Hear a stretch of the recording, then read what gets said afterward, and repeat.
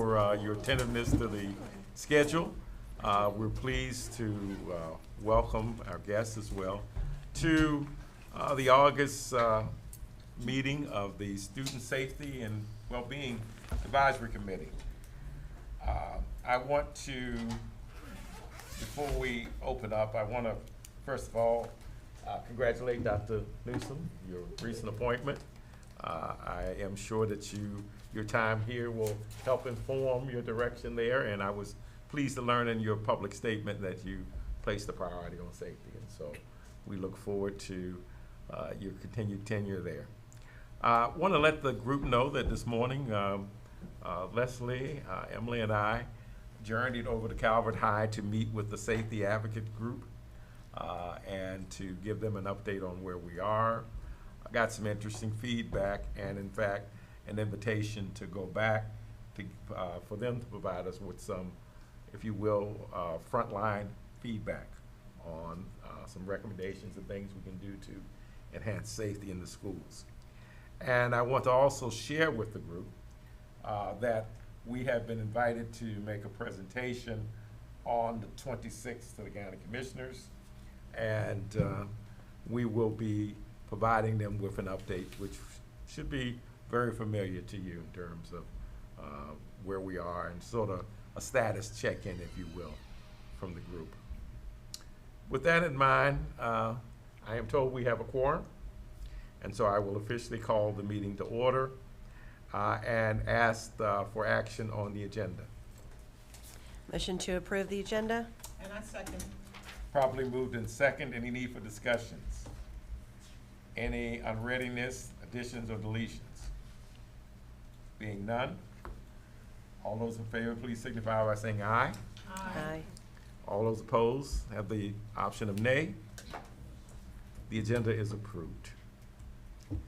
Our first order of business is this meeting. We really are focused, and we decided that this should be a work session, a working session where we really look at where we are and sort of get everyone acclimated to what each committee is doing and where we are at this phase. And so we're going to start off by getting some impressions from our subcommittee leadership regarding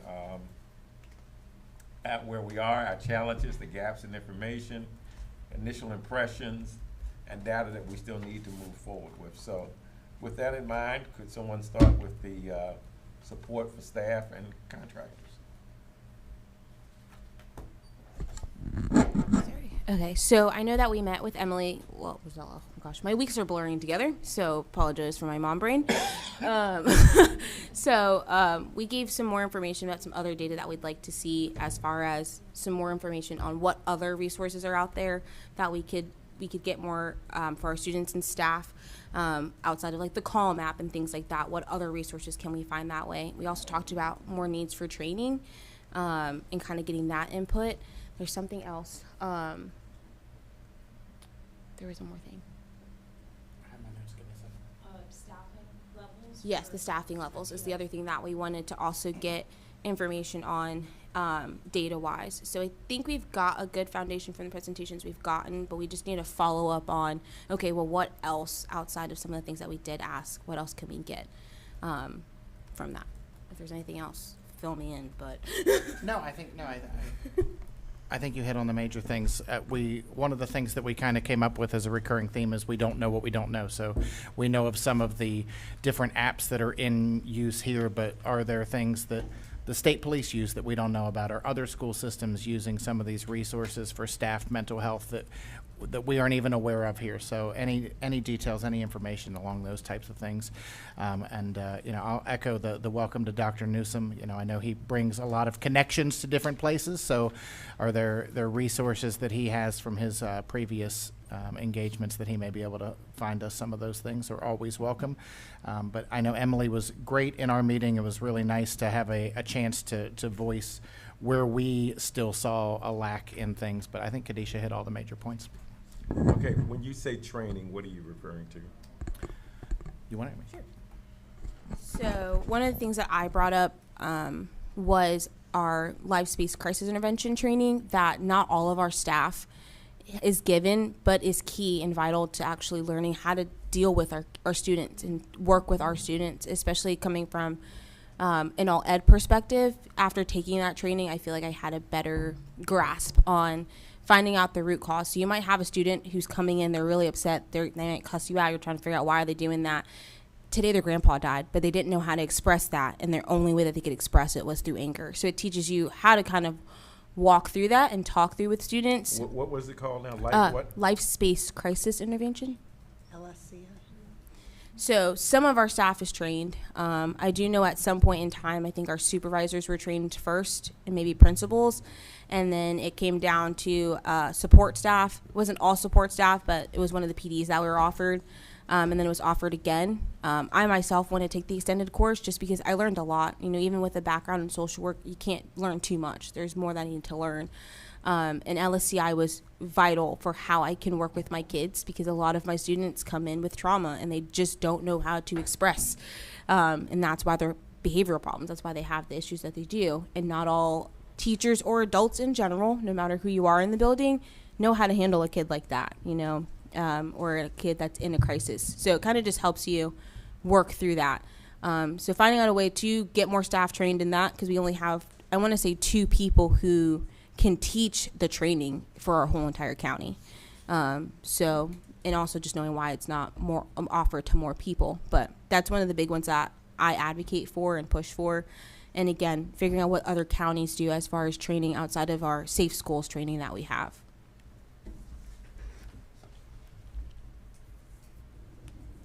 Thank you. Any other questions? Safe and supportive environments. All right, so I think, especially once I kind of got a preliminary look at the community survey data, but even prior to that, I think the main focus that we have is geared towards bullying and vaping a little bit as well, but more so bullying seems to be the big piece that we're going to be focusing on. Attendance concerns is another piece that we're looking into, and then figuring out how to engage our families. Those are probably our top 3 priorities.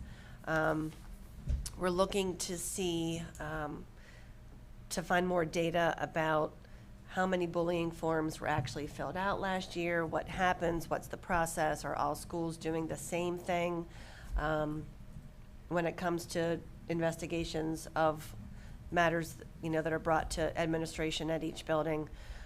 Just trying to get an overview specifically on how that's handled so that we can get something maybe a little bit more consistent.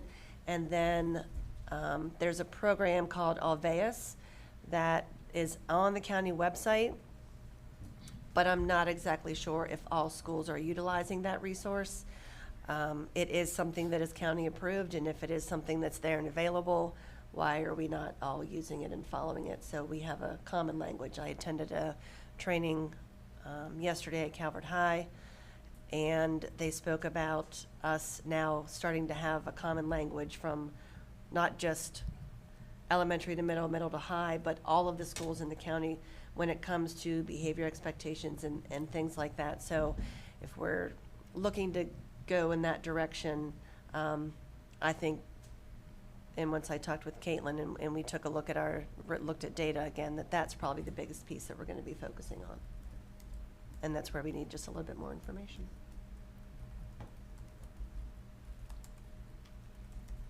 Any questions? Or other comments? Okay. Empowering positive student behavior.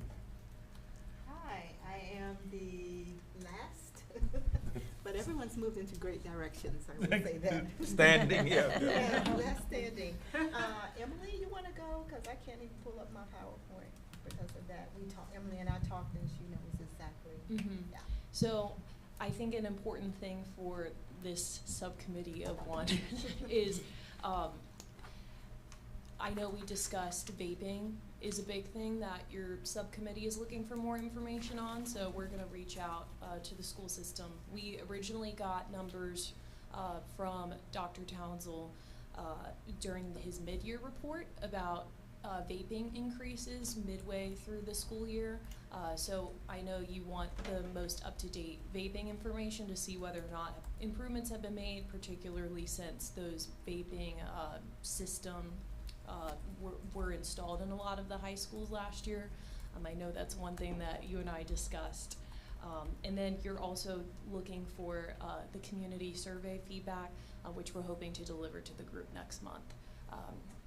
Anything you want to add? Yeah, and based on the community survey, we are hoping that we can create something in the community, whether, if they want us to have a McGruff kind of type person, or whatever the community says, but we want the community to inform us as to what our next steps are. So we're looking forward to that.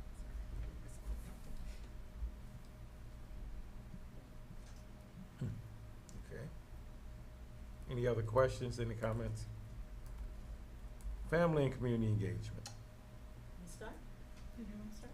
I can. Okay. Our initial impressions of the presentation and the data was that there are a lot of resources available, but they're not equally accessible across school and grade levels. Such there are things that that the elementary might be using, but the middle school's not using, or the high school, or And one of the things we did talk about, we're not really sure what is happening in each of those different levels. And also, despite having access to these resources, we don't feel that those kids with the chronic, or families with chronic problems are really using those resources. Denise, you have anything else? No.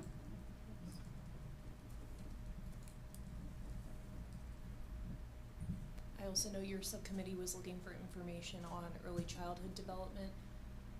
So that's an important part for your group as well. And I know you were looking at the correlation between extracurricular activities and whether or not, students are engaging in behavioral issues. Right. I Yeah. really want us to hear what's going on with that early childhood programs here in Calvert. Many of those programs have a family support, family resource component. They target families prenatally or at birth, and even and the younger children, and they work with those families so that they can build a relationship before they come to school with the school, and they feel comfortable at the school. So we want to hear more from those programs. I'll echo onto that. We were also interested in what evidence-based practices there were out there that supported the community involvement, as well as that were student-facing, that helped to reduce problematic student behavior, but also increased academic achievement.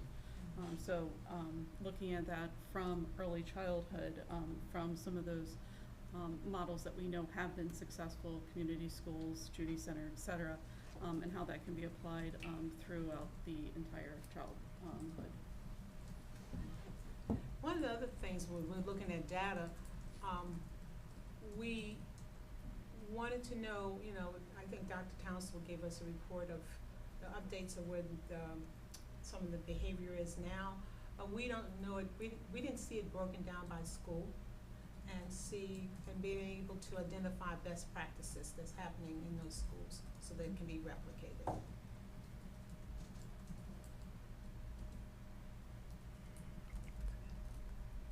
Any other comments?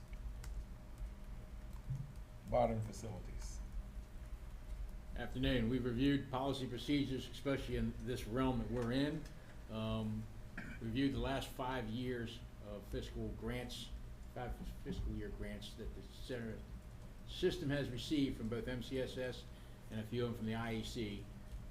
Reviewed the past 5 fiscal year budgets to see where things were and the processes there, and especially in relation to the grants that we had provided. We're meeting next week with the SSC, Mr. Titus, reference House Bill 782, and I'll be able to get some more answers from certain aspects of that, physical facility-wise, from that meeting. And then we're going to be setting up a meeting here in the near future with both himself and, I can't pronounce the name. The manager of facilities at the schools, maybe Oh, Shushita Shushita Warner. Yes. And from that point on, the main emphasis is where we're at now and what's planned for the future, construction-wise, for the system for the next 5 years. She's the one to talk to for sure. Hmm? She's the one to talk to for sure. Yeah. She's great to work with. Do I go with coffee in hand, tea in hand for them, or what? I know Larry was interested. So you're basically going over the capital plan? Yes. Okay. All right. Similarly, aside from the groups, are there any other impressions that you all have that we need to take in consideration?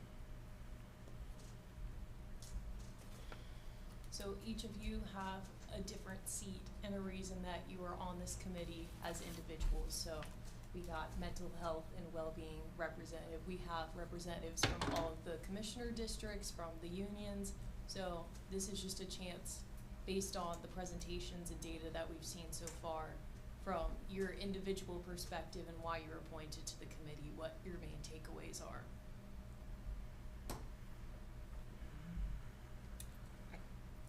I'm gonna always have that disability hat on, making sure that we are aware of the disability in our community and making sure that they are aware that we're aware what the safety hazards are. I know we have mental health there, behavioral health, especially for our elementary families who have so many challenges already, and being just continuing to create awareness and continuing to create support for them in the community. So I'm huge on that. I'm a speech language pathologist, and just being the model county for how disability should be done is one of my ultimate goals for disability families.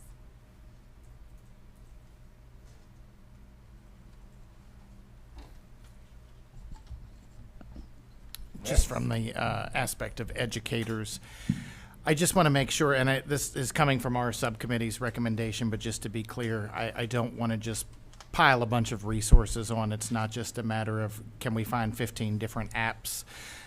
And I want to respect people's time. So as we ask for things like training for all staff, I do want to make sure that there's value in that, that if we're asking people to take time out of their day or beyond their work day for training, that training has some research, it has value based with it.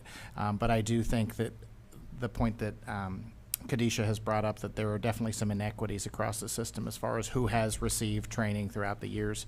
I'd be interested to see the numbers on that as to who did receive the LSCI training or verbal de-escalation training, and how many times has it been offered, and when, and was it always outside of the school day for money, or were these trainings that were offered during professional development times?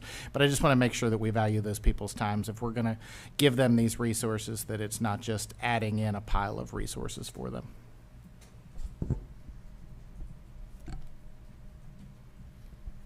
I'll go from a mental health perspective. We were talking about bullying and vaping as being some big issues that we see in the school, and any substance use really. But that mental health starts in the home, and figuring out how do we get into people's homes and to help a whole family. Because a kid is going to come to school, and a lot of times those mental health issues that you're seeing in them are the symptom of other things that are happening at home, school, outside of the 7 hours they spend a day in school for 10 months out of the year. So figuring out, how do we reach people even more than we are, and how do we address some of those bigger issues? Because again, that's going to go for substance use, mental health, trauma, and all of that is what leads to bullying. Like you mentioned, that someone comes in angry. A lot of times it's not just anger. Like you don't know how to regulate yourself. And where does that get learned? It gets learned at home, and you have parents that might not have learned this, so we're trying to teach it to everybody. And then just, again, back to the lack of knowledge about resources. Like, we hear about all these things, and we're like, yeah, everyone knows about it, right? But no, it's really hard to, like, we have Our Calvert, it's a great website, but it's like we don't have a place to put everything, to just have it. So, it's my 2 cents. I'll piggyback off of that, since I'm supposed to be the opposite, the substance use component of it. But I think one of the other pieces that also ties into my subcommittee is the family and community engagement, but I think of that not only just the community at large, but the community in terms of the individuals working within Calvert County Public Schools. There is a disconnect in the knowledge base with regards to the resources that are available. So when it comes to substance use, looking at that in a continuum from prevention all the way to treatment and ensuring that students have the availability of all of those types of resources. And it's kind of eye-opening in doing some of the outreach events for staff in the last couple of weeks. The lack of information regarding some of those resources that are available. So making sure that staff is aware of those resources, because often they're the conduit to families to get those resources. Because we can look at numbers as to what the problems are, students that are vaping, substance use in schools, mental health issues, but if staff isn't necessarily aware of all those resources, it's hard to make those connections. So making sure that we're kind of doing that education piece on all of those levels to make sure that those resources get there. When you use the term staff, what do you mean? I mean, who are you talking about? I'm talking about public school staff, because oftentimes The thousands of them. Is it everybody? Who do you see as needing to know this? So, speaking personally from events that I've been at over the last couple of weeks as school has started getting in, it's been teachers, it's been administrative staff, so it's been kind of across the board. There wasn't specific staff in general, just teachers, just support staff, I think, across the board. And I think students also make connections with all different types of staff members. So I think it's valuable for everyone to get that kind of information and knowledge, because students may have a relationship with, the secretary in the guidance office, or it may be the SRO or the safety advocate. It may not necessarily just be a teacher.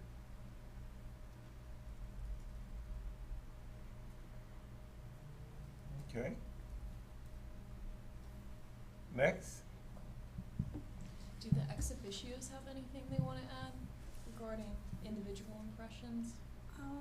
I guess I'll say, I've worked with community-based programs that have been working with the school system for a long time. And one of the things that I've noticed in that is that there wasn't a uniform process for how these groups worked with the school system. Whether it was regards to an MOU or some kind of partnership agreement, it really does vary. And I think because that's not clear to a lot of outside groups, that's a barrier. And we don't have the big 21st century grants that school systems used to get that would pay for after-school clubs and mentoring and all of those things. We had that. We had buses that took kids home after school. I mean, you guys remember that layer of support for these kids, it's not there. So we need these partnerships with other entities to provide those services and come up with unique ways maybe to provide that transportation. Those problems aren't going away that we were trying to address with those programs. In fact, I think they're probably getting worse. So.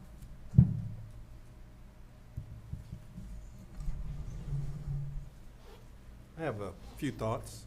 First of all, thank you for the kind introduction and recognition, and this committee, the work that you've done over the past several months has been very valuable to me as I enter this interim role as the superintendent. But so as I heard the feedback, there are 3 challenges that I would ask you to consider as you move forward.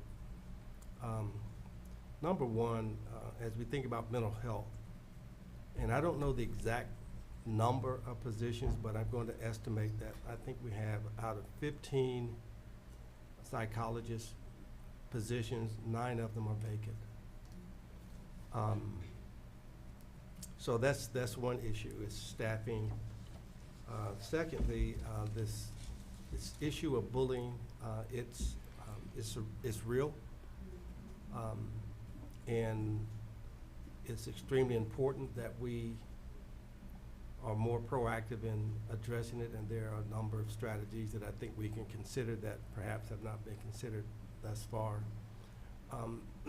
But one of my concerns is when students break the code of student conduct, and there are consequences, and they go through the appeals process, it's as if they're all using the bullying excuse, and so it's almost like,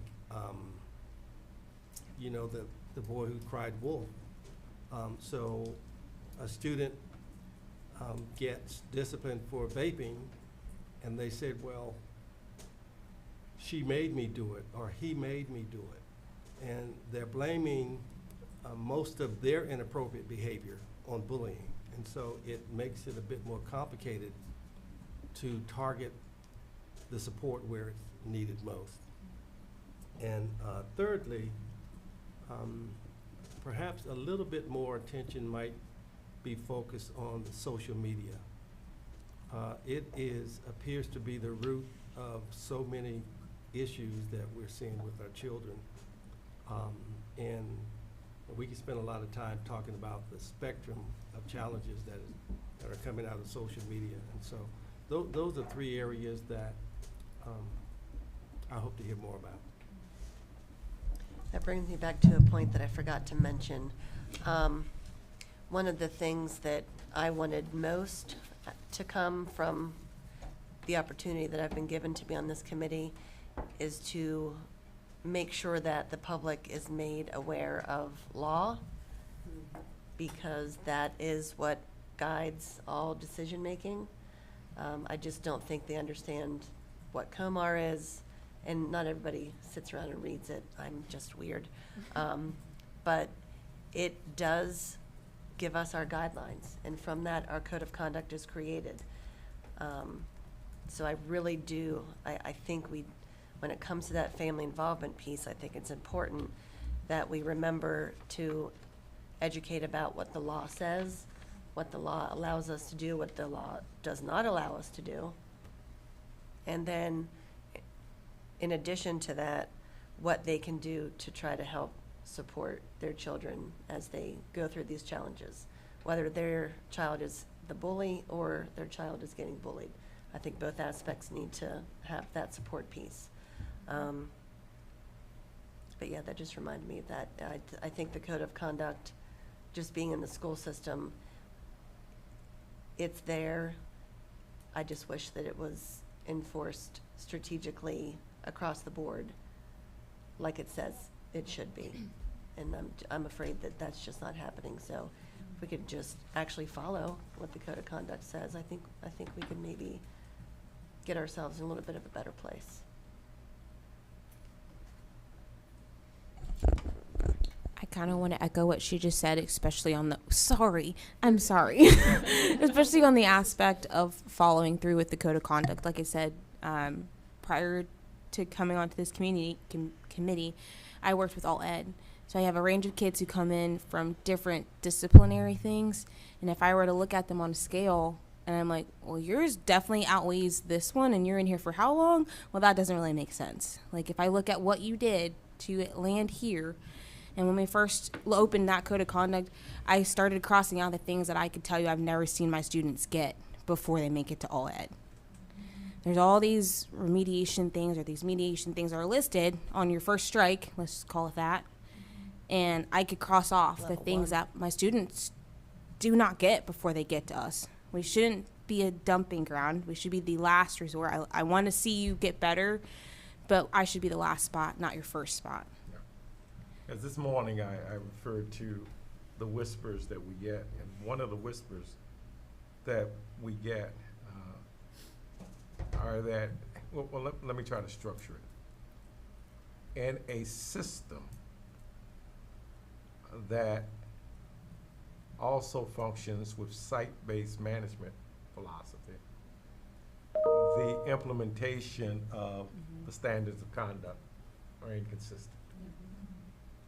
And because they're inconsistent, parents are faced with, particularly in the transition from middle to high school, the great unknown, which is how will this behavior be responded to at this next place. And so somewhere along the line, system has to mean system. And there has to be some consistency in how the processes of engagement with student conduct are dealt with. And that, for lack of what I thought as we entered in this process, remember one of the first documents they gave us was the student book code of conduct, which was supposed to be, in theory, the CCPS's Bible on how we manage student conduct. And what we've heard repeatedly is that it's inconsistently applied. I just want to add, I've heard resources mentioned multiple times, and dealing in the past with diverse communities, what I found is there's a lot of resources available between the school system, nonprofits, the county government, but folks do not know how to access those resources. So we came up with an inventory of resources which would be centrally located. I'm imagining the school system would, the central would have access to a central inventory that all schools could access through a searchable component. So if you're dealing with mental health, you can type in mental health, it should list all the resources that would be available. We could even look at Calvert Health. They would have resources available. Everything would be listed in this centralized inventory. The next would be, I call it, you engage, educate, and empower. So we would need to engage with the parents, which the school system already does. Educate them on how to access these resources that we're talking about, and then empowering them to advocate for their children. Not putting it on the school system to be their advocate, but the parent now is empowered to advocate for their child. Yeah. So I think if we came up with a centralized inventory as one of our recommendations, I think that would be very powerful and a game changer. Yeah, Dr. Newsom this morning in his presentation referenced this, if you will, transition in the evolution of public education and where the responsibilities have been shifted and the expectations from schools shifted. And I could not come away from that and listening to him without understanding and accepting the reality is that we are expecting schools to do more than what they are not only funded for, but intended to. The other aspect of that is that we need to distinguish between our challenges in this safety and well-being aspect, percentage-wise, the number of students that we're talking about, versus the overall success that's taking place by a large number of students in the schools and the staff who support them. So what ends up happening is, if you will, safety and well-being has become our squeaky wheel. And so we're paying a lot of attention to it, but we don't want to lose sight on the fact that we still have a top-rated school system that is performing well and producing scholars. And so let's not lose sight on that. All has not gone to heck in a handbasket. But I think there's some themes that are coming out of this that we might want to pay attention to. One is, someone mentioned earlier, this whole issue of families with chronic problems. And so somewhere along the lines, we need to be able to be talking about how they're identified with, and then what system can be developed to support them. Because if they're impacting the system at multiple levels, elementary, high, wherever middle, we need to really think about what sources are there. And in those same households, I would argue that probably the parents are least prepared to respond to the issues that both their children are facing, because they're facing issues as well. So I think there needs to be some strategy around that and focus in that area. The other aspect of this code of conduct, actually the uniformity in its implementation, I would argue that when the survey results are revealed, it will be at the root of most of the written complaints. The inconsistency in how the processes are implemented and the appropriate follow-up that's expected from parents. And so I think that we need to really think about what the recommendations should be in those areas and how we move forward in those areas.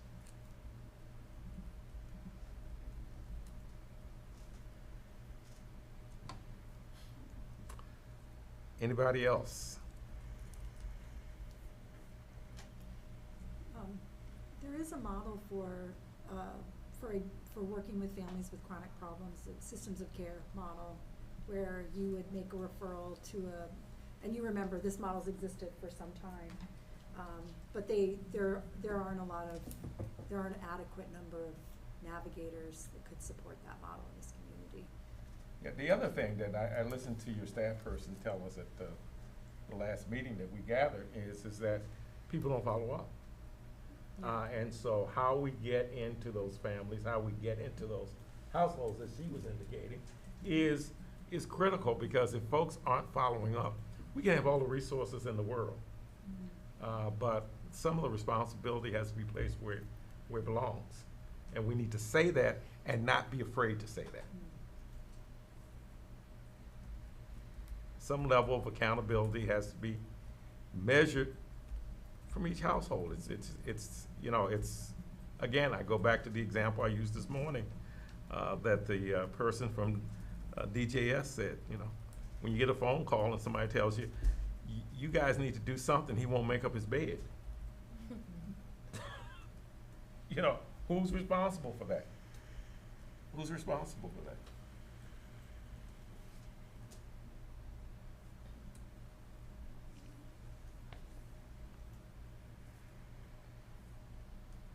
Any other individual points? I was hoping we'd have some law enforcement persons present today, but we will give them an opportunity to share later on. This won't be our only session, because we're going to try to take this and to really fashion, if you will, boil this down to some areas that we can bullet as we move towards the end of our time together.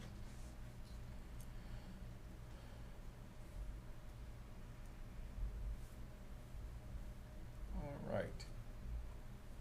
Emily, you want to share what we have for challenges and gaps at this point?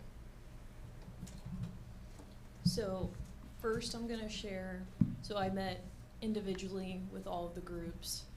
Generally over the last week. Dino, I met with you a few weeks ago separately. But I want to go through kind of what each group said in terms of challenges and findings. And I want to read these one by one as an attempt to kind of use this as an opportunity to brainstorm some potential short-term, long-term recommendations and some quick win recommendations. Obviously, we're not going to solve everything today. This is merely a brainstorming session to kind of put everybody's minds together on how to potentially tackle some of these challenges that have been identified. So the first one I'm gonna, mostly pertaining to your subcommittee for staff and contractors. It seems that an identified finding has been de-escalation training. So it seems that it's unknown how de-escalation training is applied throughout the district to staff members, which staff members are receiving them, are they receiving the same de-escalation training, does each person working with students have a clear understanding of how to de-escalate student conflict. So that is the first challenge that I'll read out to you all to maybe start coming up or brainstorming potential recommendations.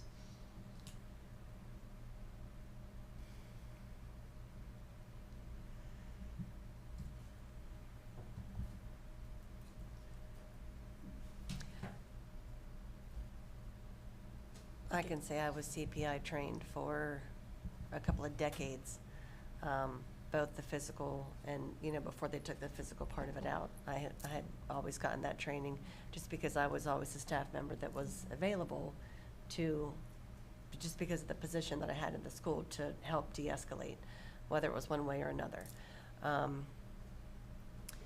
It is not offered to all staff.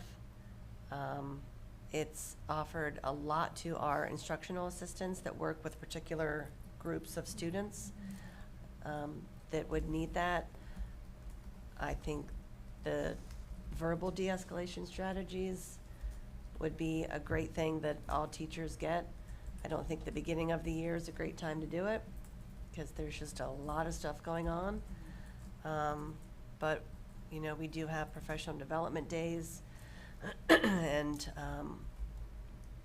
I think it is worth getting teachers, especially new teachers, taught about why it's important to not get on the escalator, not to push buttons, what happens, how your actions and reactions can trigger. So it's all, there's training there, it's just not uniformly provided. And it would be great, if we were gonna start somewhere, especially with new teachers, because I wasn't taught any of those things when I was going through. And I think we have to also remember that this is a part of behavioral science that starts with the person who's going to de-escalate. Correct. And self-analysis in that regard. It's because, mindset. Yeah, and mindset, because you've got to have a standard of expectation for the person who's going to de-escalate. It's a nice term, and everybody wants all situations de-escalated, but it is a part of behavioral science that requires the person who's carrying it out to have certain behavioral standards themselves.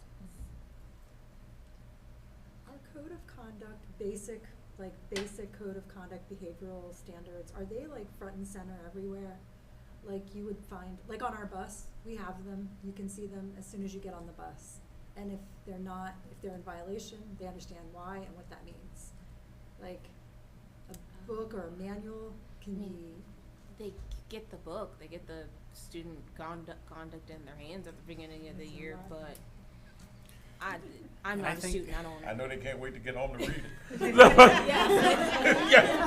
not like out front something. I know Mr. Titus does presentations at all the schools where he goes around and talks about it, and I do know that the schools have lessons built in at the beginning of the year, but oftentimes I think, at least from the teacher standpoint, that always felt like just one more thing, like, okay, today we're going to talk about bullying, especially at the upper levels, whereas if we did put more of an emphasis on that education, for years the focus was more on the positive behaviors, and PBIS was at the forefront, and we would make those behavior matrices of what a good behavior in this situation looks like, and there's definitely something to be said for that, but I don't know that there's much on the other side of here or the. I mean, it can still be like positive language, Sure. respecting people's boundaries, like. Absolutely. They're, like what that looks like.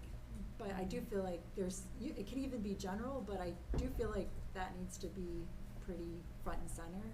I think most elementary schools, Jason, correct me if I'm wrong, for different places. So there's hallway expectations, those are listed. Okay, that's good. There are cafeteria expectations, those are listed. So what it looks like, and, the principal will try to go over those, yeah.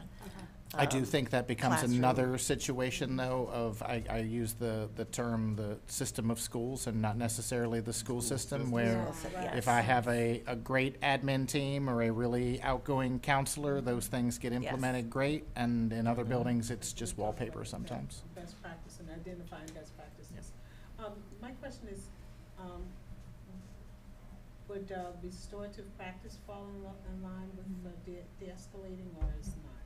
I think absolutely. I think that's another example of a training that's kind of been somewhat rolled out, where little pieces of the pie have been given along the way, and some people have themselves a whole pie and a half, and others just know what that is, and that's it. We never got too deep into it. Yeah, I think that's another great example of a program that. I've had the training, actually probably 3 times now.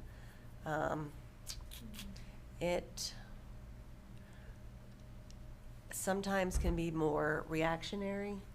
So something happens, and because of that, Okay. then you have a restorative circle. So it does help with reflection post-incident, but I just don't think, in my opinion, it does too much with being proactive. Now, community circles, that is something that is a little more, do you guys know what community circles are? So that is something that I know, at my school, we do them daily. It's part of something that we do. That, in my opinion, is a little more proactive, establishing, a sense of community, getting to know your peers, getting to, building that piece of feeling connected to your school, to your student, fellow students, to your staff members. So I think in conjunction, the community circles more on the proactive side, and then the restorative practices more for kind of post-incident is kind of the way that Are community it cir- works. Are they system-wide, community circles? They're supposed to be. Okay. Are there yes. student ambassadors for them? I think supposed to be is the operative word. I do want to make sure. Yeah. Yeah. I don't know much about that. Because I think like that's one of the things with those practices is that the students owning them and the power of them. Now, I'm important. I'm thinking elementary school. In middle and high school, it could be. I'm just gonna give you what I know from elementary school. The teachers typically lead those. Students participate. In the older grades, there are some teachers that, once routines are established, they will allow students to choose the question for the circle. They'll lead them a little bit more. But that would be interesting to see how they really work in middle and high school. I don't know if my kids have ever told me about them doing community circles in middle or high school. Let me ask a different kind of question. I don't know. How do we front-load parents in the elementary school? Open house. Open house, yeah, that's what I was No. thinking too. It's true. I've been to open house. We feel very front-loaded. I've been to open house. No, I raise this question because this issue That's a good of question. conduct and standard of behavior, I am really more interested in preventing this kind of stuff down the road and having a standard and expectation that parents understand early on. And that parents also understand where their resources are early on. The reason I say that is because my own community engagement says to me that parents are much more engaged the younger the children are. The older the Absolutely. children are, Mhm. the more you gotta go looking for the parents. And so I think that the front end process of this is critical, particularly given the fact that I see big shifts in the way that, starting from state legislature, that's really pushing a lot of stuff down on us, and our other partners are dealing with student behavior and juvenile behavior, that we really need to think about what this looks like on the front end and helping parents adjust to what our expectations are through the system. So- Yeah. No, I was gonna, how I categorize this so far based on our conversation. So I think we have two buckets that have been talked about so far, that I have more to introduce later, but we have the de-escalation training piece, talking about verbal de-escalation, restorative practices, community circles. I think there's still a big question mark there that we need to figure out between now and our next meeting about what staff is getting what training, when they're getting it, are they getting it when they're new, and is this consistent across all of the schools? So I think that's a question mark that we have to fill in order for you all to truly make recommendations. But let's say hypothetically that this is not enforced across the board consistently, so maybe, Leslie gets this de-escalation training at St. Leonard, but Sinitra doesn't get it at are you at Twin Beach Elementary? Yeah, Beach Elementary. So if that is true, what would be would you recommend that every teacher get this training, every support staff get this training? Because how do we recommend to enforce that consistently across the board? So just want to throw that thought out there too. Can I speak to that? So, I just came on board, this is day number 8. Got all the answers now. Yeah, and, It only took 7 days. so, I had to go through the same onboarding as every new employee, teacher, secretary, security. And I had to take 9 modules, basically 9 courses. And you are assessed to assure that you have retained the information. And then I think about teachers now trying to prepare lessons and all that goes along with the opening of school. I don't discard any recommendation for training, but I think we have to understand as I shared Vollmer's list this morning about everything that's been added to the plate over the last 125 years. Not one day has been added to the school year, and not 1 minute has been added To the day. And so just realize that whatever we recommend, consider something that we might be able to replace it with, so that we're not just adding on to the point where we aren't doing anything at a high level because we're mediocre at trying to address everything. I was told at a conference one time, for every one thing you add, you should take 2 away. I was like, whoa, what could you imagine? How would that happen?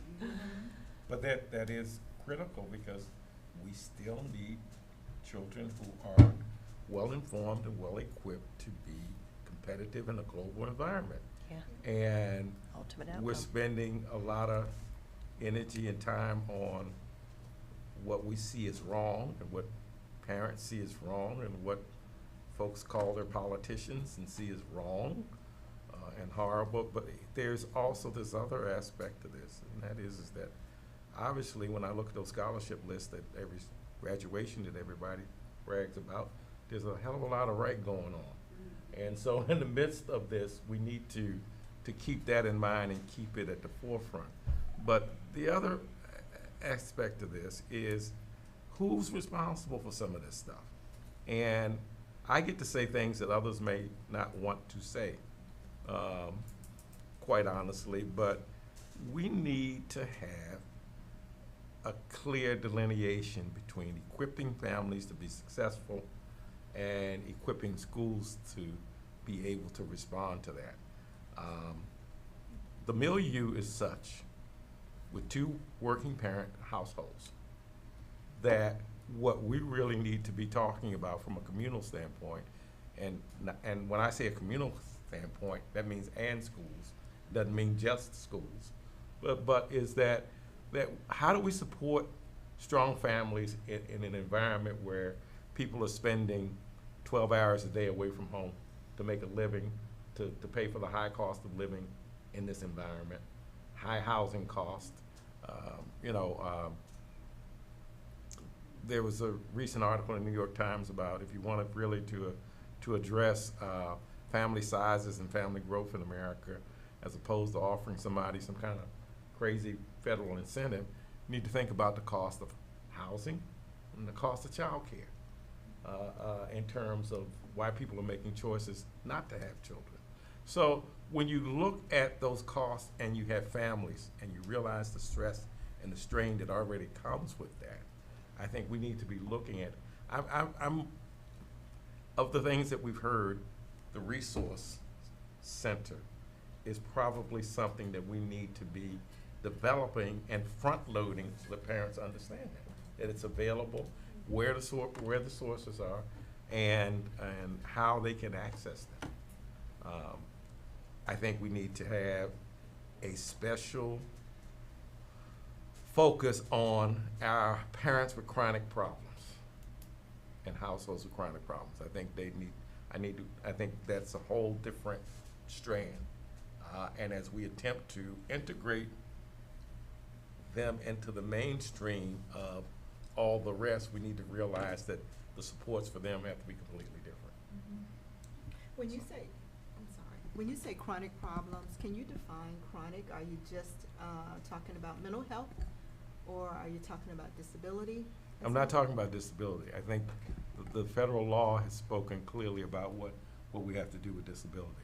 What we've been less clear about is the inabilities that come that are associated with mental health challenges, trauma-informed situations that do not rate you to an IEP, but rather responds to, that it's responded to in your behavior and your reaction. The kinds of things that, you know, what we call ACEs, the adverse childhood experiences that basically give us almost now, at least the evidence is indicating that almost a roadmap to challenges and even criminal behavior. So I think that we need to be equipped to understand that population needs a special level of intervention that needs to be continued. And I think if we could deal with not only identification, but what those resources needed to look like, then we could probably look at cost savings and restructuring and even redirecting resources in such a way that we could manage this. We are small. This is a small system. You know, we're not dealing with some large system that spans over millions of miles or whatever. I was listening the other day at Fairfax County's numbers and saying, thankfully, we're 1/10 of that.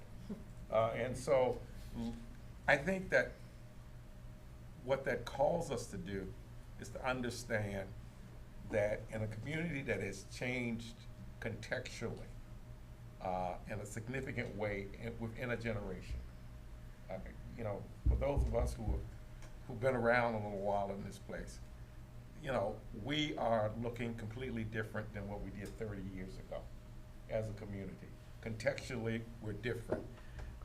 And so with that in mind, I think we've got to look at different strategies as a community of how we respond to what the new Cavaliers look like and the kinds of issues and the impacts.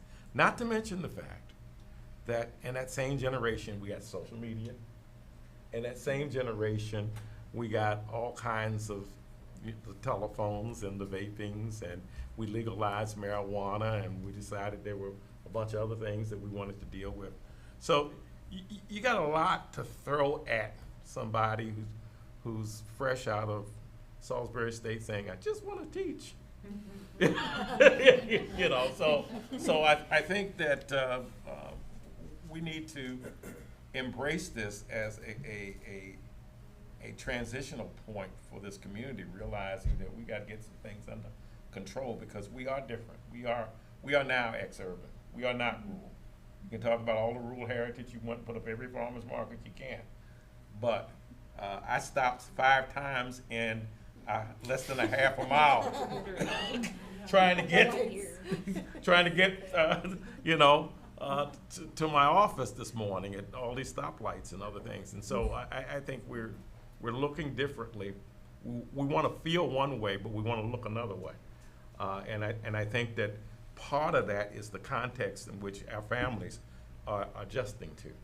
You know, I can't fathom what you know, one of my nieces called me the other day and she says, you know, Uncle, I'm paying da-da-da-da-da for rent. And I'm like, what?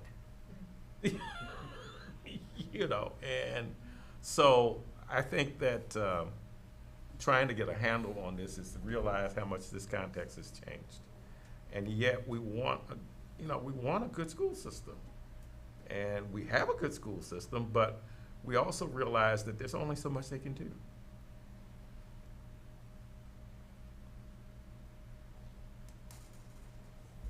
The second area I think that you all were talking about is code of conduct enforcement. And I know at the beginning, when we were brainstorming, the very first meeting we ever had, I know it was brought up a lot by the membership about making the code of conduct more accessible for students to absorb and understand.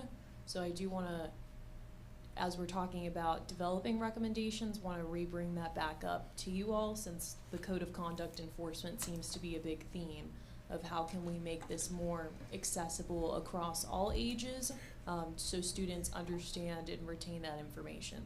Obviously, there's mechanisms that you all have mentioned about how, you know, they take lessons and they take quizzes on the code of conduct, but do you all feel like this achieves what you were talking about in the beginning of making this more accessible, or do you feel there could be a potential recommendation there from the committee?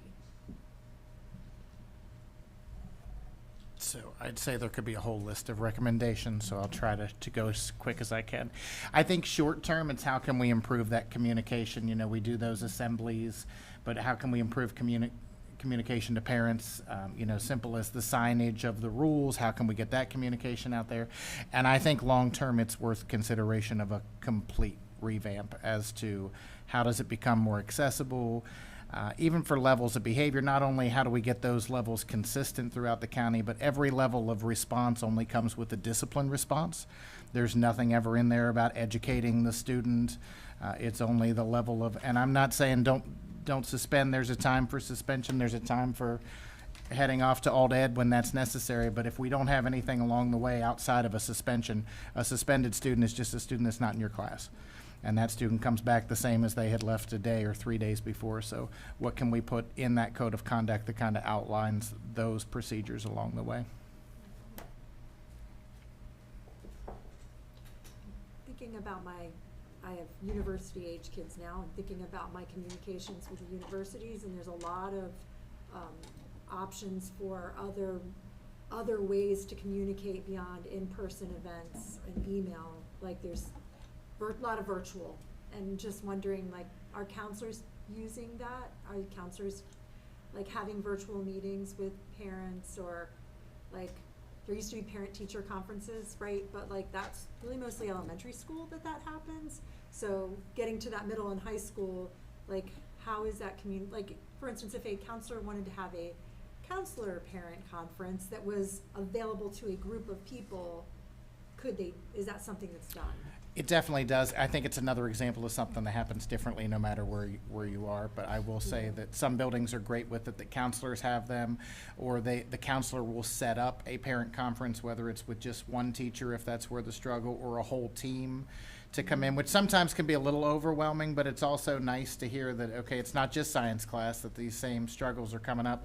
And a lot of times that's where that root cause that you were talking about comes from. We realize that there's an underlying issue that we didn't know about until we all come to the table and talk. So I think yes is the short answer, but not Universal. Yeah.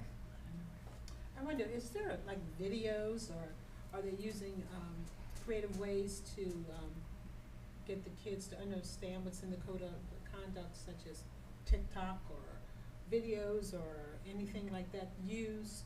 So because that gets their attention. Somebody to lecture them, or about the code of conduct, that doesn't seem very short term, not last. I mean, it just goes back again to the building you're in and who's the person doing that thing and meeting with that student. Same towards the question about the counselor. Like our counselor did amazing with, meeting with our parents, but our ratio is also like 16 kids at a time, not 120 or 300, depending on what building you're in.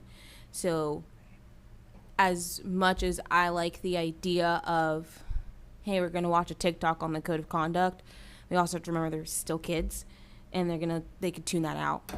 That's not the kind of social media that they're gearing towards. So we have to find, it's the same thing with, I love it, our vaping posters. They're vaping next to those vaping posters that say your lungs going to die. Yeah. So that's not the way we need to go that direction either. So there's got to be a way that we bring a youth voice, a student voice to like what's going to pull you into this, That's how I got into a lot of the work that I do now, was being a student voice at the table. So doing that utilizing that. It might not look the way we want it because we're like, we ain't doing that. But like Reverend Jones just said, we've got to get out of an old mindset because we're in a new age, a new era. Exactly. I graduated in 2014, and I don't think I could make it through high school the way that these kids do. And that was only, that wasn't that long ago when you really think about it in perspective. So, yes, to answer your question about the counselors, but you have to also look at the buildings. Yes, we could use TikTok, but I also know my students who come to me, they're not watching that. And again, with the follow through, if I look, my kids sit at each other and they're like, hey, what'd you do to get in here? That's that like, our disciplinary is not the same. So our follow through has to be the same. It has to match. And my question would be, how do we match that? Like, how do we follow through with that? Why do you have that they'll mediate, but you didn't actually do the mediation? So is there something we're missing that we need to change? So that would be my recommendation to figuring out, why did you put these things in here for us to do, but now we don't do? Like, what has changed for us not to follow through in that way, to make our behaviors across the board the same? So We did discuss in a couple of months, or did we say maybe in September, trying to get some students in here to get some student input. So that might be a really nice, kind of a gap or a piece that we're missing, like we've heard from all these people, but who are we doing this for? I'd be And interested. I want to remind you that the students that you're going to get in here are going to be students who have their head on straight, and their peer groups and their responses are going to be so socially different than the population that we're meeting about until I might be able to get some of those kids in here. Yeah, I'm so just I gonna say. think that we need. that was going to be my Thank you. 2 cents, is who you actually asking, Yeah. Have some of Khadijah's kids. Yeah, in there, I got you guys. I can't, you might have to censor some things, but I got you. They'll give you honest answers. And that's what we need to make this work. That's exactly what we They need. maybe they don't have to come in person, because Exactly. that would be uncomfortable, I think, for most kids. So doing a focus group and us giving them Yeah. a group of questions. I think a focus group at her place would be wonderful. Yeah. I think a focus, With 3 of the members from here. Yeah. Yeah. empowering, positive. I think that would be a better approach than to bring them here. I do too. A It's a great focus idea. group with a survey asking, and then following up from what responses that they give us would be helpful, and it will be very informative to try to figure out what we can do to empower them. And I think more than one focus group too. From all 3 districts. Yes. We need from all 3 Yeah, I districts. think so. Yeah.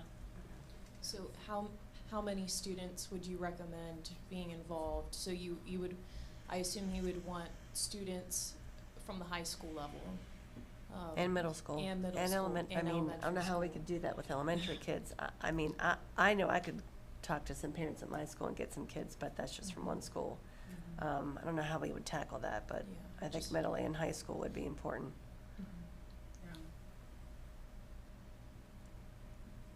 I think those are the groups where there's real challenges. Yeah, Right, right. yep, And I think that's who we need to be listening to and understanding. yeah. Because if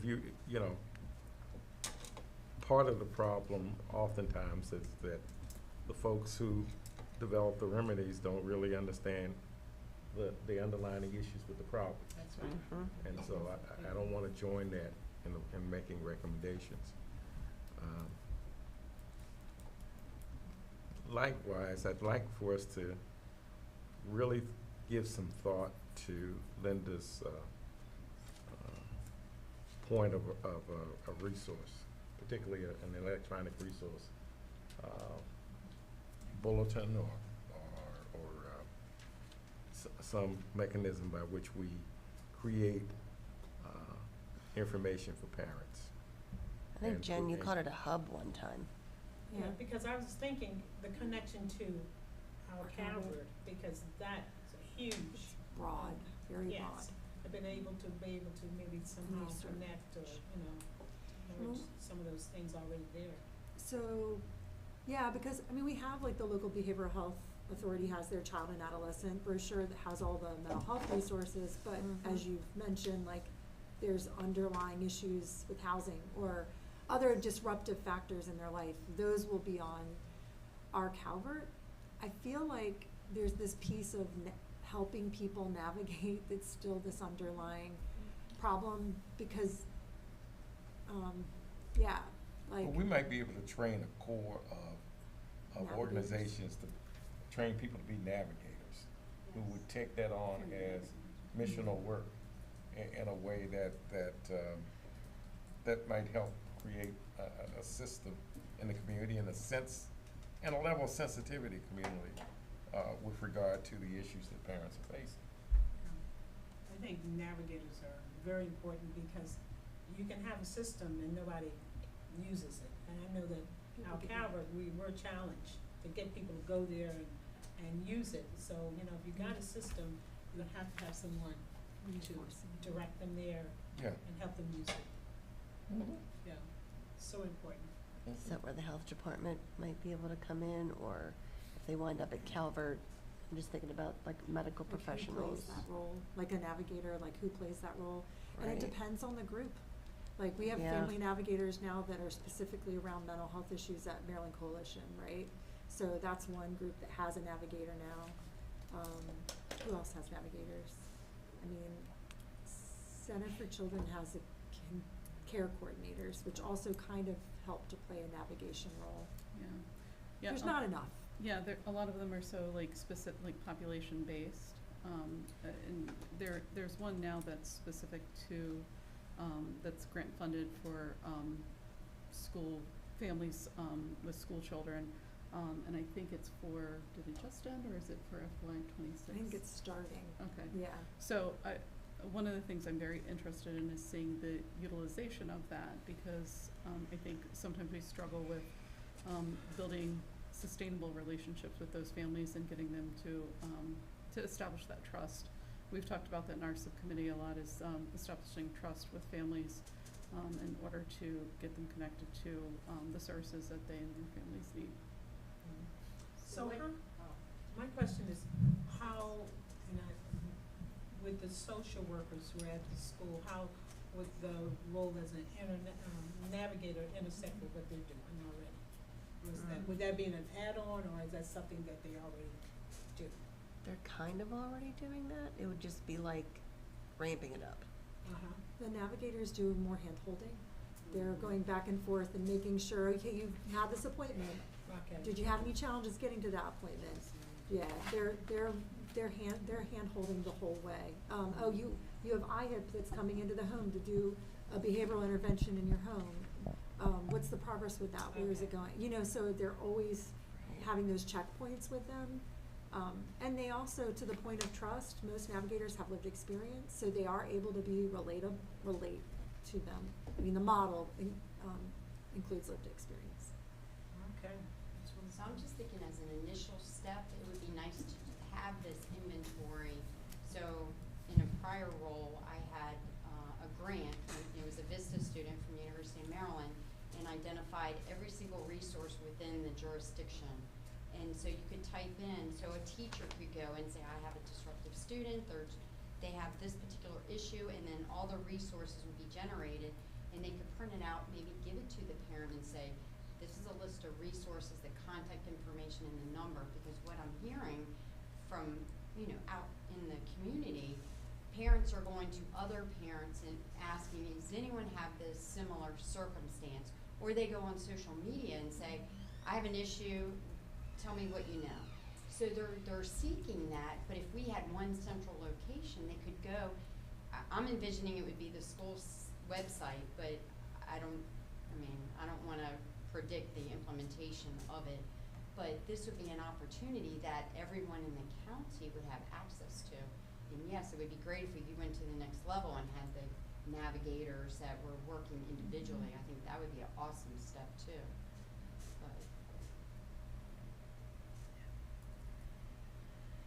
Okay. Emily, where are we?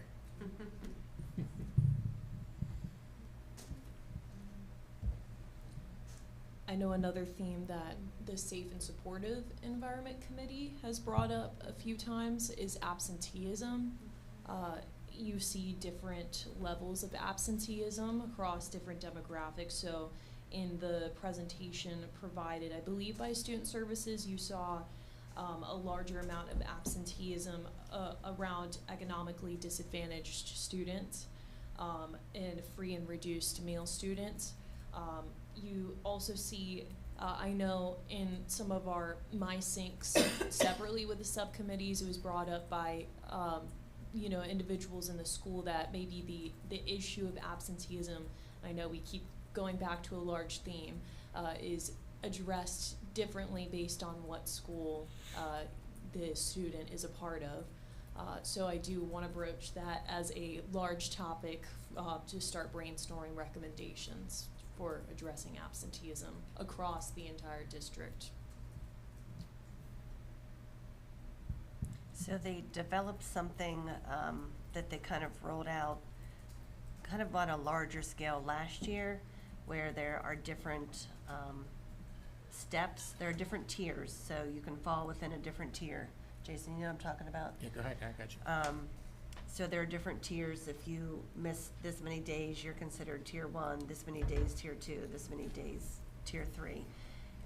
There are specific tables, so in the first quarter you can miss this many days, in the second quarter it's up to this many days. So it's very specific about what's considered chronic, what's not, and then there are steps. Depending on what tier you're in, there are steps that are to be followed. This is another thing that I don't believe is consistent from school to school. Unfortunately, it would fall on, like, once you get more chronic, it falls more on the administrator's plate to make the phone calls and to reach out, get in touch with parents, and then finally it does get to the people's personnel worker will get involved in one of the later steps. But there is a structure that was created and they're trying to have it implemented. That was one thing that I said to Emily, I would love to know where all the schools are at with that implementation. Are they following the steps?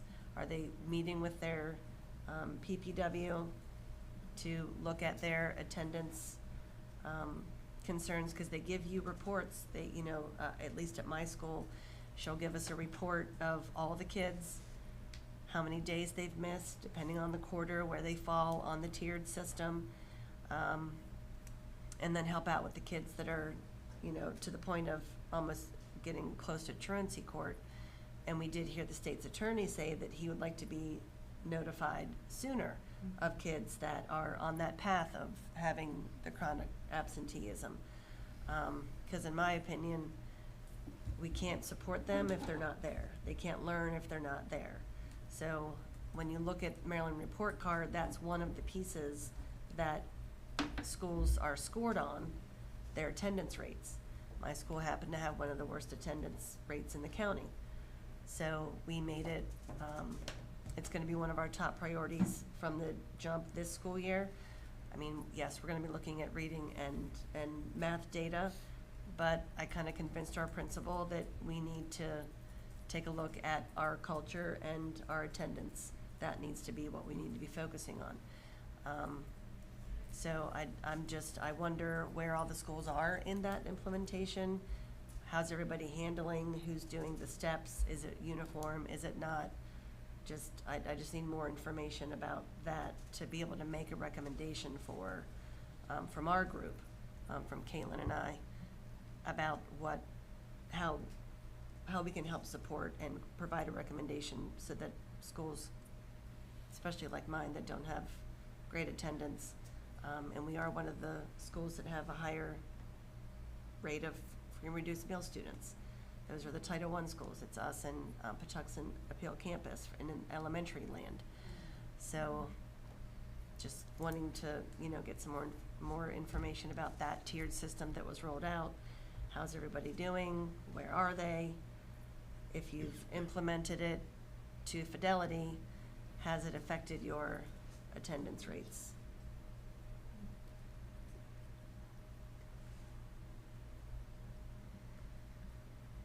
So to confirm, that was something that was supposed to be rolled out across the entire district. Mm-hmm. Do you know when that kind of came about? For sure, last year, I think it was piloted maybe 2 years ago. Okay, so it's still So, relatively new. It's Yeah. still relatively new. And they had a 5-year plan. So when they started, it was, they said within 5 years, this, at least that's what our PPW had told us. So this technically, I think, could be year 3, and I would just love to know where everybody's at. Okay. Yeah, I know when I was at Calvert Middle, not just 2 years ago, but 3 years ago, we were already running a similar setup. And Okay. it makes a difference to have those check-ins, the phone calls from the principal, the Yes. counselor check-in. It is one more thing, but it makes a is. difference. Those letters come home, and I know when I was dean there, I would get the phone calls. I never got a letter like this before. I'm really sorry that was the case, but we're following procedures, and you're at the point where those warnings have to come out. We don't want to have to retain students. We don't want to have to talk Right. about summer school. And Right. and if a kid's not in school, they can't learn. That's what it comes down to. Correct.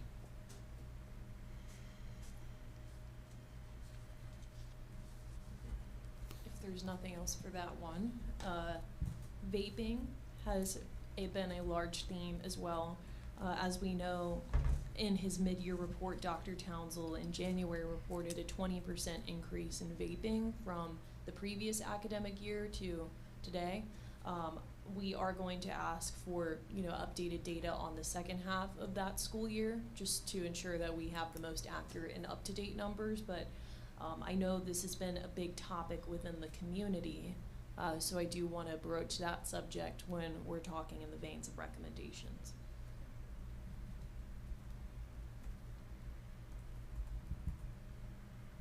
I do believe that when we talked about the increase in vaping, that one of the factors that Dr. Townsell agreed that it came from consistency in enforcement of the vaping laws.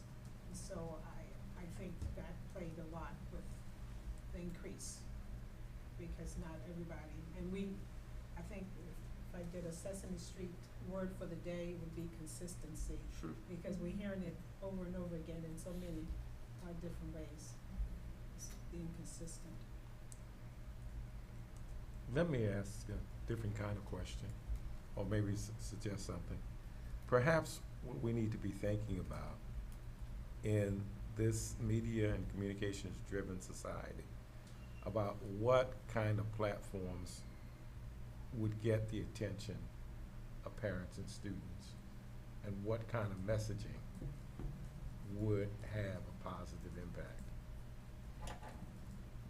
So we got a lot of rules and a lot of policies and all those things, but they're not effectuating the change that we want. So do we need to use different mechanisms to communicate in such a way that attention is drawn to the seriousness of these issues? So as an example, I think, all of us remember, some of us are old enough to remember, it's 11 p.m., do you know where your children are? But, I mean, seriously, what kind of strategies, could we implement from a communications and media standpoint that would get the attention of folks? And how could we message it in a way that would be effective? That's what you were getting at, Sinitra, right? It's funny, I'm gonna go back to the attendance, unfortunately, but yesterday I was sitting in a meeting and our team talked about using PBIS as a positive reinforcement and having a movie night for the ones who missed 9 versus 18, and having it in the big yard of the beautiful BES and inviting all those, but it would encourage the ones who are missing to maybe get their parents to want them to come, but we still would not exclude them. We would just say, hey, maybe for an extra $1 you can come, and we use that money to get another movie night. But that's a positive messaging and a positive way to create attendance. So that's kind of one way, but messaging is really critical. Tactics and strategies are really critical I like surveys. I just like to hear what the students want and what the families want, because that's gonna inform us and then Yeah. implementing what they want. It's another data point. Yeah, it is.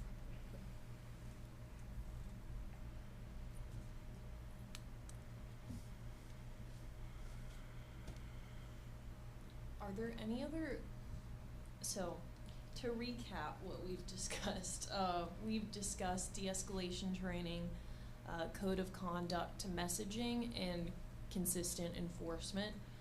We've discussed a resource center hub. We've discussed strategies to reach families with students who are having, chronic disciplinary, mental health, safety issues within the schools. We discuss absenteeism and vaping. Are there any other categories that we want to talk about today? Obviously, just today, but about, short-term, long-term, quick win recommendations while we are all here. Did you say bullying? No, No, I don't believe I did. she didn't. I think so, yeah. That's our big one. So Bullying and family engagement. And bullying, yeah. now, it seems from my conversations with you all, if a student is experiencing bullying, the general process, from what I understand, is they fill out a bullying form or a staff member assists them with that. Is that correct? That's the way it's supposed to happen. Or they just go to the guidance counselor and say, XYZ, this is happening.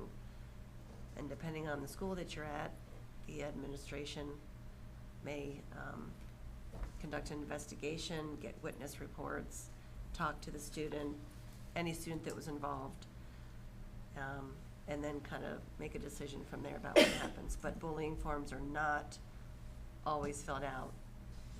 And sometimes that's a admin Yep. judgment call too. It is. I know it was mentioned about, Dr. Newsom, I think, mentioned that sometimes that's the go-to, I'm being bullied, and it turns out that the student was just told to sit down in their Right. seat, that they weren't bullied in the classroom, they were told to sit down. Or So there's there. a mean moment happening. Right, It's not even there's some bullying. education with that, and Yes. oftentimes it does just require an incident report, but there are Yes. formal bullying reports that then go to student services for review and that are housed on record within the school building over time, and then that way if issues come up, they can go back and say, okay, well, we have already a documented bullying issue between these students. But it does allow for a little bit of admin judgment call in that. I just bring that up because obviously we know from, members of this committee and then our conversations with some of our community partners and the school system, we know that's a process that is in place right now. And I don't know if the committee needs more information on whether or not that process is effective, or if they feel that may be a potential recommendation to kind of refine that process or make that process more accessible for students. Or obviously we know bullying is a topic that the committee wants to tackle, so I just point that out as a process that's currently in place right now, and whether or not the committee feels that a recommendation could be warranted for that process. There is a form online if you go to the Calvert County Public Schools website. So there is an electronic version of the bullying report form. That's there, along with the information about the Oveas bullying program. And that could be a question if we do pursue, which it sounds like the committee wants to do a student focus group, that could be a question for this focus group of, Yeah. there's this bullying form, or do you know what that is? Do you know how to fill it out? Do you feel that people around you are filling that out? Or conversely, do you feel that the investigation system that's in place is that effective? So if the student focus group is pursued, I think that could be something worth looking into with that group of kids. Absolutely.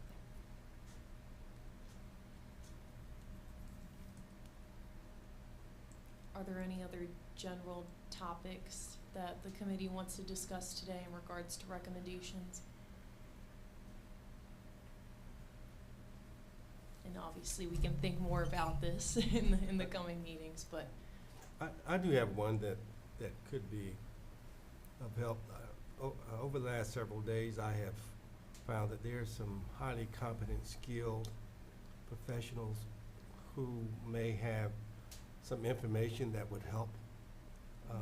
And so if there are a list of questions that can be presented to me and that I can go to the specific professional in that area and ask them if they would provide information that I can share with this committee and with the subcommittees. Well, so I met individually with all of our subcommittee groups about, data and questions that they still feel that they have. So I'm happy to send that list over to your office and we can direct that to the appropriate staff, because obviously, we're talking about a variety of issues from bullying to vaping to absenteeism, so that needs to be routed to completely different people. So your help would very much be valuable to get the committee some answers to the questions that they've posed today and in my conversations with them. So. To the point of the inventory that Linda brought up, that's outside of what what our Calvert does. There's a piece that's missing, which is the by-school inventory of interventions. Mm-hmm. And that is uniquely and should be uniquely housed at the school system, but it doesn't really exist in like a public way. Yeah. So great example are like, the mentoring programs that happen, the sororities, and fraternities that happen at the high school level and middle school level. They're all, they're still there. They're still existing despite they're not largely funded. They're sponsored by teachers in most part, or by a principal, really. They can do that too. But that would be interesting, because that gets back to what Leslie was saying about knowing what's working in other schools and how that could be replicated. I want to throw this out because this is, I heard it again this morning at the Safety Advocates meeting. The number of children who come to school hungry, and that impact on student behavior. I had one of the young ladies who works at one of the high schools. We have food pantry at our church, and she was talking about kids coming to school hungry, and so we supplied her with what we would consider kids' junk food and some other stuff. And she said the change in attitude pre and post eating was phenomenal. And the receptivity, saying that she had had some of her best sessions with them after she fed them. This morning, some of the safety advocates say that kids come to them with issues, and what they really are looking for is food. So, how do we deal with that? COVID was the great equalizer, because all of a sudden everyone got fed. Huh? COVID was the great equalizer, because everyone got fed that was in the schools. Mr. Chairman, when I was in Petersburg, there was a movie documentary of our work there, our time there, won 5 International Film Festival awards, and it shared our work to help transform that community and the schools, but it also followed 4 students who were trying to graduate. And the videographers followed them home in their day-to-day life. And if you saw that film, you would realize that school is only a very small part of their life. Sure. And what they're dealing with before and after school is so much bigger. But what was, one thing that was in common with all 4 students who they featured, they didn't have enough to eat. Yeah, and I've had community members call my church about children in our public school system, particularly in the summer. And I don't think that we have quite the handle on that. And I think that it adds to the behavior issues. And then we do have the summer food program, but all the children don't have access to it. They- You have a 1 hour window, and you need to have transportation to get there. We even use the church's van to take kids. Yeah. Yeah. But one of the things is that the parents have to also sign up and to Right. get permission Yeah. and all the rest of that. And we don't have the level of engagement in those chronic need families that will allow us to get them there. I wonder if we could have them sign up at the beginning of the year. They have the whole year to sign up for it. Because what's happening now is we wait till we got approved by the state, which Right. happens at the 11th hour. Yeah. And so the window of time for them to sign up is so short. And I think that is a big issue with the responsiveness. Yes. We had about 640, I think, households this year or something. I Mhm. mean, it was good, but Yeah. it's not, Not serving everybody. you're not serving everybody No. that needs it. And that was a big increase from last year. It if I remember, was. it was like It over was. 400 if meals Yeah, that were so, given out. so you're looking at a 50% increase in 1 year. And I really think that if we put a deliberate effort in it, I keep saying that there are people in the community and resources in the community that will respond to the issue of transportation and other things. Absolutely. You have a whole year to plan it and Mhm. know what the need is, would make a difference. And during COVID, some of those kids had the food delivered at their homes because the parents were either working or they couldn't get there, so that doesn't happen now. I was wondering if I know our theme is Journey of a Graduate or Vision or Messaging. Could you add food as a part of the journey of the graduate? Is that part like a bullet point as well? So that could be a part of messaging and communicating to communities and families? I don't know. Because in the school, if you get free and reduced lunch, you get breakfast. Yes. So You do. where are these kids who's not getting it? I think that what I'm hearing, at least in the community level, is that it's a part of this detachment, parent-child detachment the older the child gets. So filling out the form and completing and signing it so it can be sent back in isn't Doesn't taking happen. place. Hasn't happened. Yeah, Especially the older they get, high Yeah. school, yeah. yeah, and that's where I'm hearing it the most, in high school kids.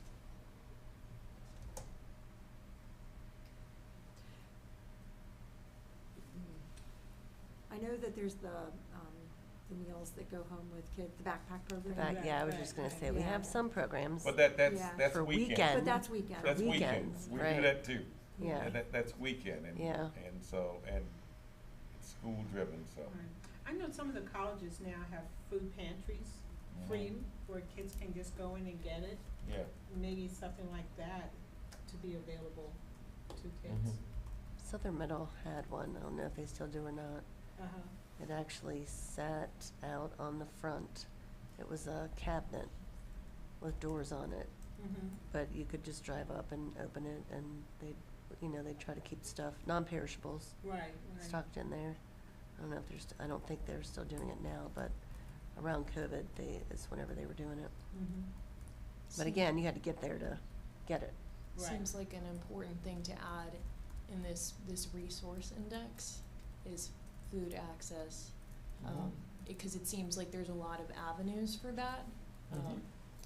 But, which ones do you engage in? How do you make that more clear? So I think that's an important category to add to that proposed index. I feel like in PG County, there was a Walmart that used to take their food that they were going to throw away that was okay, and they were giving it to a school, and then the school would distribute it.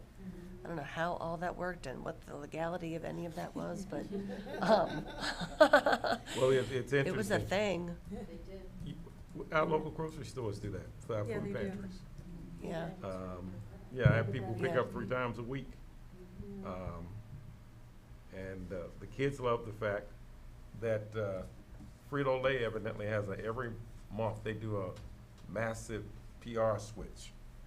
And they whatever's left in a couple of the stores, we get, and that's what those kids end up with. You know, it's not bad food, it's just a marketing switch.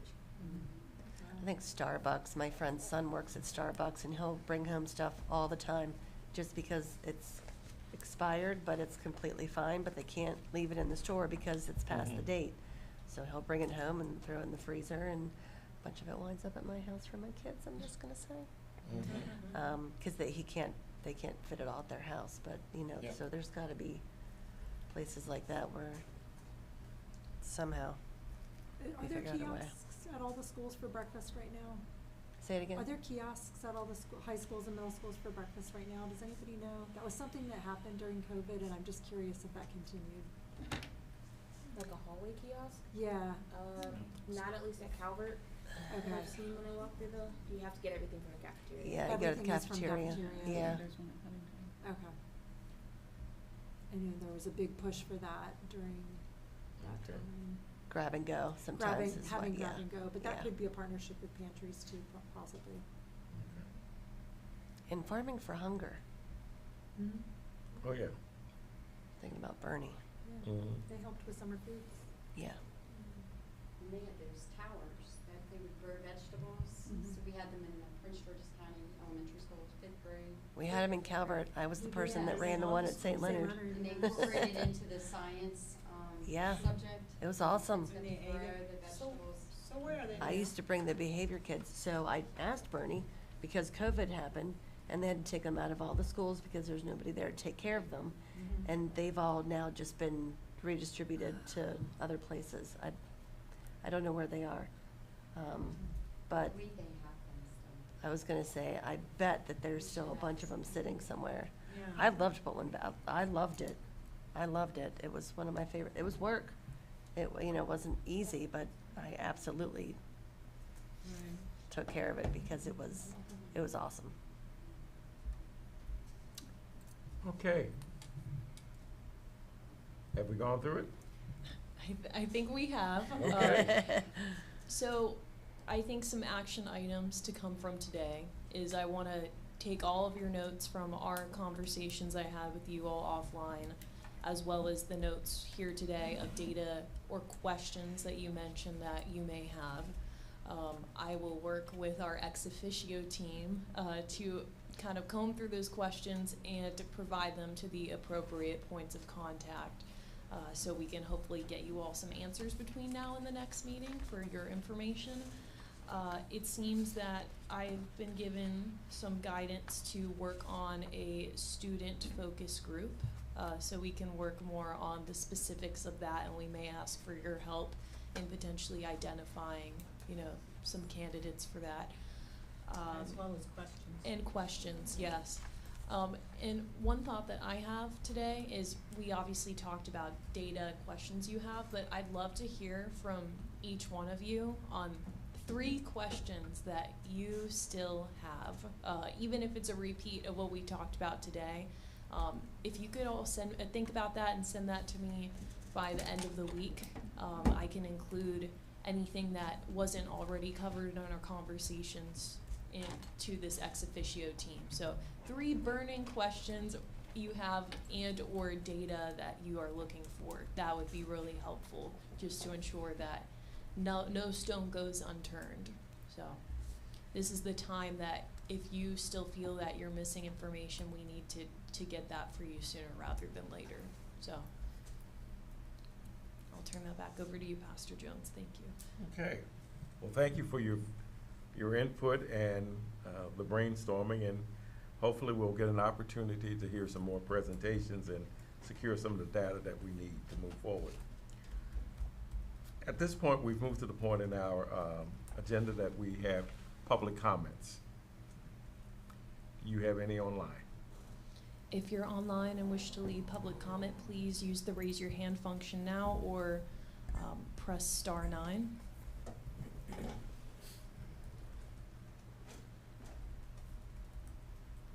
One more opportunity for those online that wish to leave public comment, please use the raise your hand function now. No one online, Mr. Chair. Thank you. Is there anyone present? That being the case, again, thank you for your engagement today. Want to remind you that we are back in the movement, and when our next meeting is September 17th. And so I'll entertain a motion for adjournment. Motion to adjourn? Second. Probably moved to second. Any need for discussion? All in favor say aye. Aye. The meeting is adjourned. So you said on